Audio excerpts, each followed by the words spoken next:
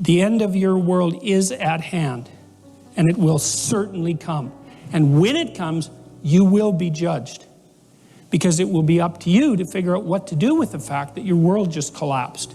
And that'll be a moral problem of ultimate severity, because it'll push you right to your limits, and you'll find out exactly where your unaddressed weaknesses lie, because that's what happens in a crisis. If the infrastructure would have been maintained and built to the specifications that were certainly technically possible and would have actually been less expensive in the long run to build, and everyone knew it, and the hurricane came along and wiped out the city, why do you think that's a natural disaster? To me, that's a natural example of a judgmental God deciding to use a flood to teach a moral lesson. What I'm really trying to tell you is how the mythological stories would line up on this, because you can tell a story about Mother Nature manifesting her catastrophe and potential for tragedy, or you could tell another story of an absolute failure of the human social structure and the human individual level because of the corruption to address a problem that everyone knew was there. And so that's a good example of how the flood comes when you're not behaving properly. You know, and one of the things that's quite interesting about the Old Testament and the people who wrote it is that they always assumed that if the flood comes, that meant you weren't prepared. You got flooded out? Hey, you weren't prepared enough. Well, how can you tell? Well, you got flooded out, right? That's the evidence. And you might say, well, that's not very fair. It's like, fair isn't the point. The point is, do you want to get flooded out again or not? Because fair would be, well, you better figure out why you got flooded out and fix it so it doesn't happen again. And that's the moral thing to do when you're thinking about morality, as walking the path that's most appropriate to get to the destination that you think would be the best possible destination. Could you be a better person in the upcoming year? Well, you can imagine the flood, and then you can set yourself straight, and then you can prepare for it. And that means maybe you can stave it off, but it also means that maybe even if you don't stave it off, you could ride it out. And that's actually the story of Noah. Because what happens with Noah is that he can see that things are not good and that there's a flood coming.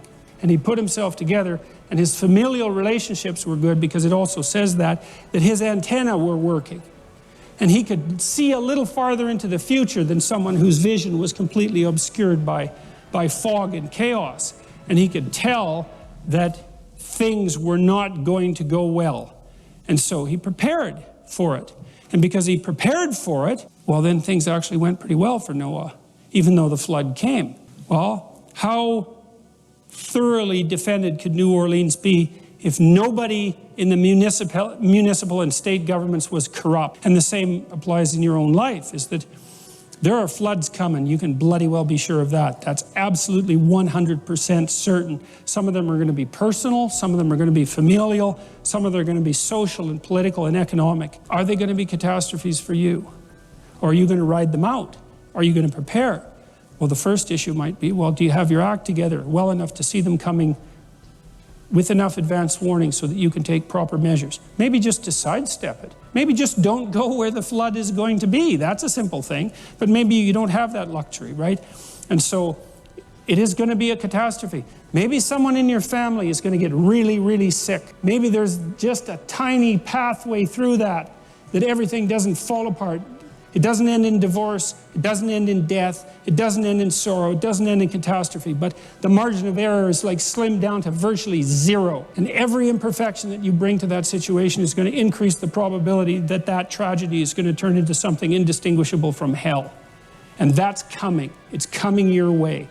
Absolutely, certainly. Well, since it's coming your way, maybe the best thing to do is to put yourself together, so that when it comes, it can be the least amount of awful possible. This is something that I constantly wonder, is that if people did what they could to speak the truth and pay attention, then maybe the tragedy that's part of life wouldn't have to deteriorate into the unbearable hell that doesn't have to be part of life.